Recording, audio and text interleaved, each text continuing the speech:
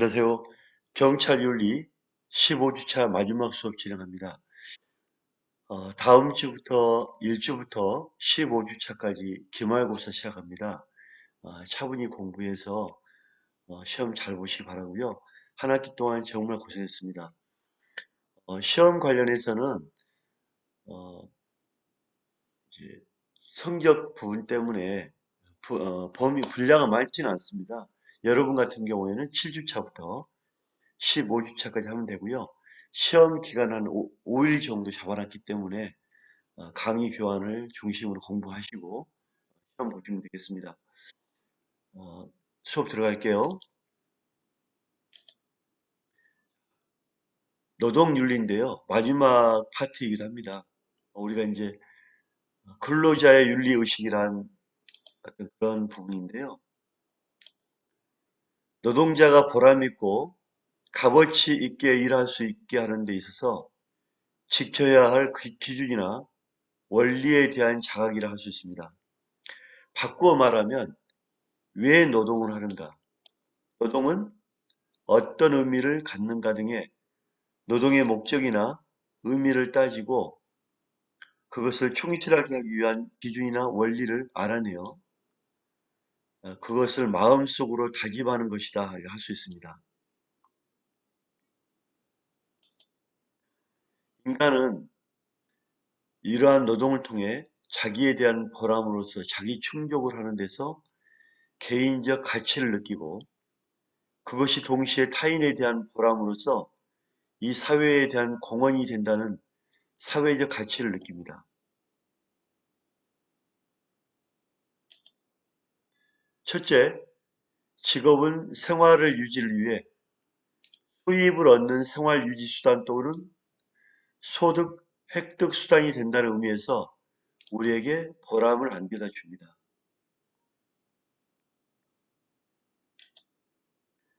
인간은 직업을 통해 자기의 개성을 실현하고자 하고 직업을 통해 이 사회 운영에 참여하여 사회 진보에 공헌하고자 합니다.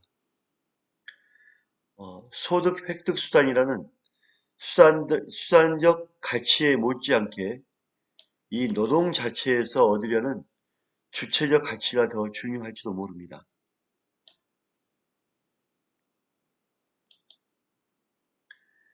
둘째, 인간은 직업을 갖고 일함으로써 일정한 사회적 가치를 인정받아 가치 있는 존재가 되는 겁니다. 우리가 그 직업을 통해서 내 자신을 실현하고 한 단계 더 발전시키는 그런 계기가 되는 거거든요. 인간은 직업에 종사하며 노동하는 과정에서 만족감, 완성감, 일하는 보람, 사는 보람을 느껴 행복해질 수가 있습니다. 여러분들이 앞으로 이제 직업을 갖게 될 건데요. 이왕이면 여러분이 잘하고 좋아하는 일, 또 이 일을 통해서 여러분을 자꾸 성장시키는 그런 일자리를 여러분이 봐야 됩니다. 위에서 살펴본 것 같이 노동의 가치가 세 가지 의미가 하나에 치우치지 않고 균형적 발전할 때 이러한 노동 윤리는 그냥 즉 발전하는 겁니다. 노동 소외와 그 극복인데요. 임금 노동자에 있어서 소외는 노동 생산물로부터의 소외, 노동으로부터 소외, 자기 자신으로부터 소외라고 하였습니다. 노동 생산물로부터 소외는 노동자가 만들어낸 생산물이 그의 소유물이 되지 않고 생산수단 소유자에게 귀속된다는 것입니다.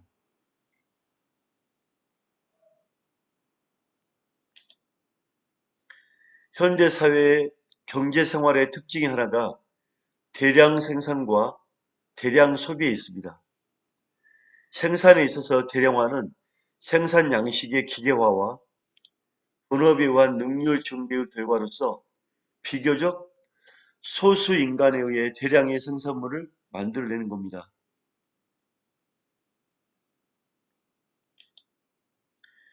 현대사회의 소외는 자본주의 경제체제에 연유한다고 생각합니다. 이에 대해 소외가 거대 조직에서 온다고 보는 입장은 고도화된 조직 내부에서 인간의 소외를 경감하기 위해 관리 방식의 민주화가 필요하다고 생각합니다.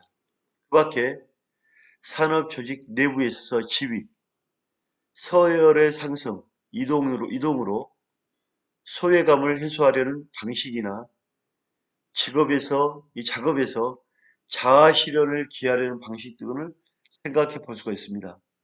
더욱이 직장 활동 참가나 직장 외에서 가치 추구, 종교나 예술이나 스포츠, 사회 봉사도 이러한 소외 극복의 한 방법이 될 수가 있습니다.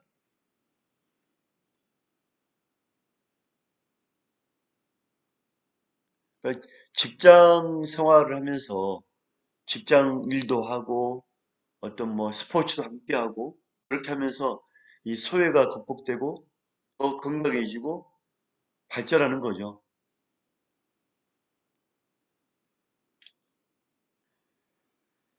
생활 자료 획득 수단인데요. 도야의 기반이나 행복감의 원천이 되는 노동이 현대 생활에 있어서 분배의 불공정성이나 노동 소외로 인해서 그 의미나 목적을 상실하는 경우에 소외 극복의 방법은 기업이나 정부에 의해서도 추진되지만 노동조합이와 노동운동을 통해서 본격화되었음을 보여주고 있습니다. 이러한 소외 극복의 노동운동은 합리적인 노사 관계를 형성하는데 이러한 소외 극복을 통한 노사 관계의 안정이 노동자의 생활 안정, 기업 경영의 발전, 사회 번영을 가지고 옵니다. 그래서 우리가 이제 이 노동이라는 의미를 좀 생각해 볼 필요가 있고요. 이 현대 사회에서 분배도 제대로 이루어져야 되고 또 노동으로 인한 소외, 일만 하고 아무런 성취가 없다면 역시 안 되는 거죠. 그래서 소외감을 극복할 수 있는 방법은 기업이나 정부 또 노조에서 어, 본격화되고 있고 이런 부분에 대해서 우리는 늘 염두에 둬야 합니다. 소외감 없는 노동, 그래서 우리가 이제 함께하는 경영 발전, 함께하는 기업 이런 단어를 많이 쓰죠, 그죠?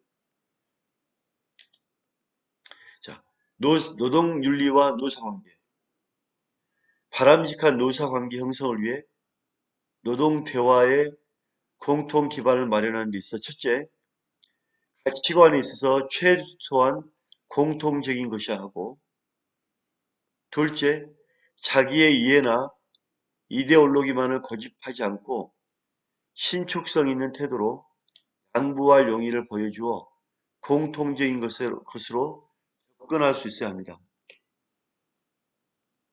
셋째, 정보나 교섭, 조정, 참가 등의 절차에 관한 규칙이나 제도화가 이루어져야 합니다. 즉, 이러한 바람직한 노사관계는 가치관, 둘째 이해관계, 이해나 이데올로기, 즉 신축성 있는 태도, 가치관, 신축성 있는 태도, 규칙이나 제도화, 이게 즉 하나 간의 의견을 모으는 과정이라고 보시면 됩니다. 노사가 따로 놀면 안 된다는 뜻이죠. 말하면. 기업의 공정이 뒷받침될 때 노동자 윤리가 양양될 수 있고 노동자의 능률이 뒷받침될 때 기업의 윤리가 방향될 수 있습니다. 만일 서로의 자기 입장과 이해관계만 내세워 상대방의 윤리와 책임만 강요한다면 타협의 의지가 없어져 노사 대화의 공동 기반이 형성될 수가 없습니다. 따라서 서로가 다소 양보하면서라도 공존 공영을 위하여 타협하겠다는 의사와 태도를 취하는 것이 노사 관계를 정상화시키고 안정화시키는 길입니다.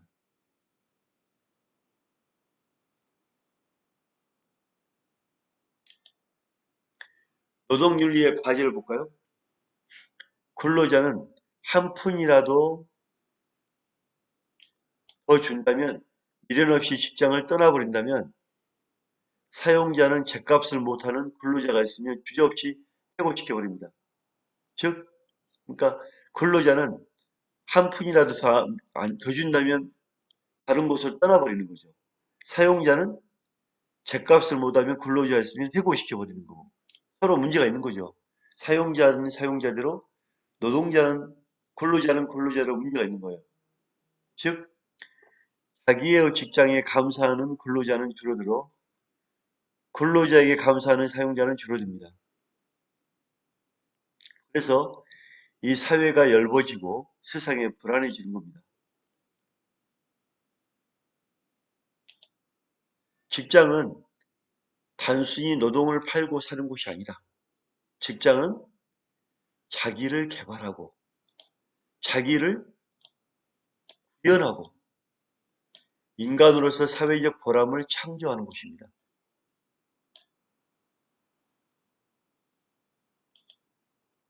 결국 노동의 경제적 목적은 개인이나 사회가 필요로 하는 재화와 서비스를 얻기 위한 수단으로서 생활 자료 획득 수단, 소득 획득 수단을 마련하는 것입니다. 이러한 인간의 노동은 개인적 경제적 목적 외에 사회적 목적을 갖기도 합니다.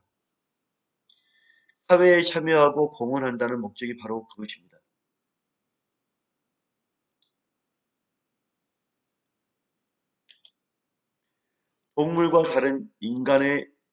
동물과 다른 이성과 인간의 존엄성, 그리고 각 개인의 독특한 인격과 창조적 능력이 이 노동을 통하여 표현될 수 있다는 점에서 노동은 하나의 목적적 가치라고 할 수 있는 겁니다. 정말 중요하죠. 그죠? 우리 삶에. 인간은 노동하는 가운데서 노동의 경제적 의미, 사회적 의미, 나아가는 인간적 의미를 찾을 수 있습니다. 또 이와 같은 의미를 찾으면서 성숙된 인간의 삶을 체험할 수 있게 되는 겁니다.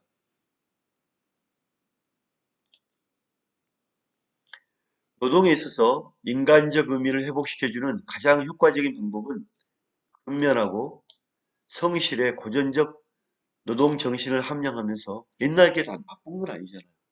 근면하고 성실한 거는 어디에 가나 노동에 있어서 근로자의 어떤 의무이기도 하고 평가입니다.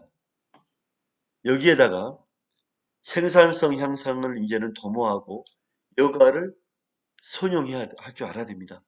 자기도 즐기면서 직장도 하고 그래야 행복한 거죠. 현대 자본주의 사회에서는 실물적 생산에 대응한 유통이 보다 중요 시대에 이르렀습니다. 이로써 관리자, 전문직 종사자, 영업직 종사원 및 일반 사무직원 등이 현대사회 주역으로 등장하게 된 겁니다. 이들에 있어서 직업윤리로서 근면보다는 조직의 충성을 요구하고 있는 경우도 있습니다.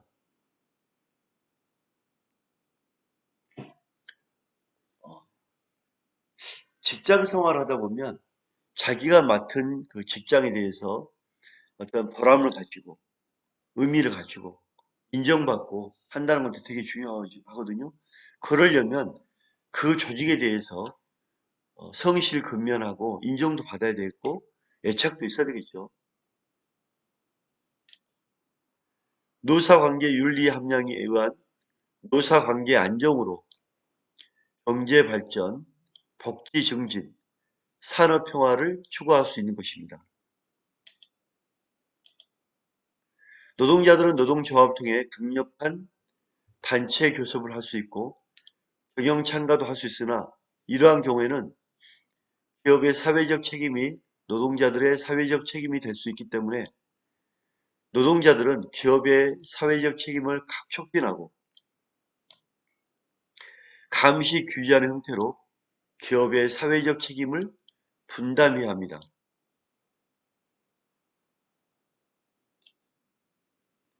노동자들은 그들의 지위 향상을 위하여 정부의 각종 정책 결정 과정에 그들의 의사가 반영되도록 조직체를 통하여 영향력을 행사해야 하고 소비자 보호를 위해 주민들과도 제휴하고 상호 협력해야 합니다.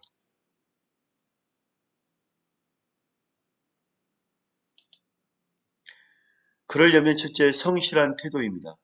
성실은 우리의 덕목이거든요. 둘째, 인격이 좀 돼야 됩니다. 우리가 사람들과의 어떤 인격적 관계, 인격적인 만남, 성실하고 인품으로 대하고 존중하고 되게 중요한 거죠. 실제로는 기업이 발전하기 위해서는 여러분이 창의성을 가져야 합니다. 시킨 것만 하지 말고 내가 담당하는 업무에서 한 단계 발전할 수 있는 그런 부분을 늘 연구해야 되는 거죠.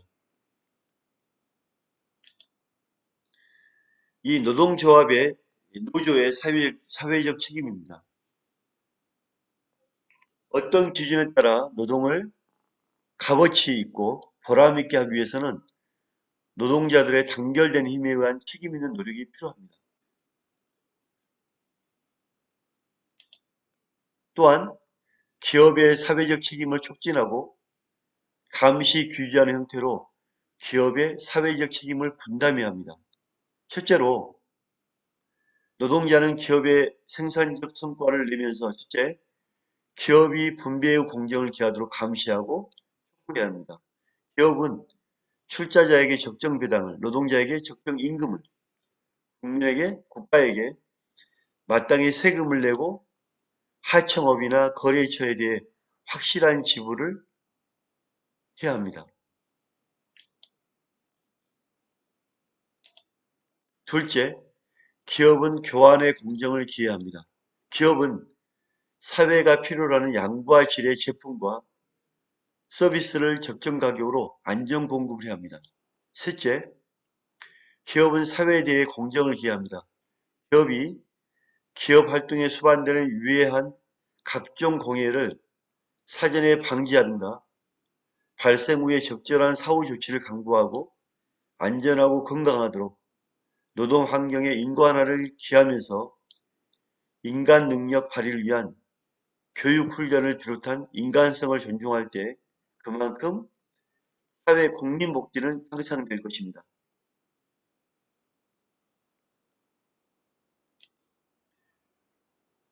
노조는 노동자에 대해서뿐만 아니라 비조직적 노동자들까지도 복지 향상을 기하도록 책임을 다해야 합니다. 노조는 그들의 지위 향상을 위하여 정부의 각종 정책 결정의 기구에 의사가 반영되도록 영향력을 행사해야 하고 소비자 보호를 위하여 소비자와 제휴해야 하며 공해, 환경오염 등 관련된 주민 보호를 위하여 주민과 제휴하여 해야 합니다. 이 환경오염과 관련된 주민 보호를 위해 함께 하는 거죠. 노조는 우리나라가 고도산업사회, 복지사회를 지향하는 데 대응하여 윤리의식에 입각하여 사회적으로 책임 있는 행동을 취해야 합니다. 우리나라가 노동운동을 일제한거하여 국권을 회복하려는 3.1 운동을 계기로 방향되었다가 일제 대륙 침략기에 지하로 잠복하여 힘을 기르면서 유지되어 왔습니다. 노조는 노동자 이익을 대변하지 못한다고 생각할 때 4.19 혁명으로 심어진 맥, 제가 이걸 준비하면서 보니까 4.19 혁명도 어떻게 보면 노조의 어떤 영향, 정신도 있더라고요, 보니까.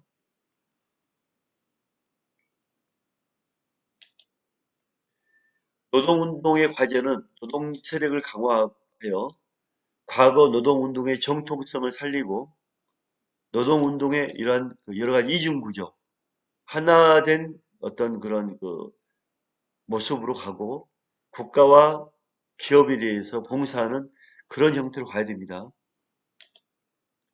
첫째, 노조의 역할은 산업민주주의 구현입니다. 노사가 민주적으로 관계를 맺을 수 있도록 교섭과 참가하는 규칙의 제도가 마련돼야 하고요. 노동 문제는 자주적 해결이 이루어지지 못한 경우에 제3자가 조정할 수 있게 하는 공정한 쟁의 조정 제도가 마련되어야 합니다. 둘째, 노동운동에서 이상주의와 현실주의의 조화 문제입니다. 노동운동은 노동자가 사회 세력화해야 한다는 사회적 조합주의나 대륙의 노동운동에서 배워 노동자에게 유리하도록 정책을 비판하고 정책 결정에 참여할 수 있게 해야 합니다. 셋째, 조합원의 의식 다양화와 가치관의 변화, 객관적인 정치 경제 활동 변화를 고려하여 노동운동의 다양화를 촉진해야 합니다. 넷째, 노동조합과 노동운동의 세력화되어 사회 정착됨으로써 소비자 세력, 주민 세력 등과 더불어 대항력이 되어 민주주의 사회체제를 유지보강하는 안정화 요인으로 작용하고 산업화에 수반되는 부작용, 국제화에 따른 마찰 등에도 대처해야 하므로 사회적 책임이 매우 커집니다.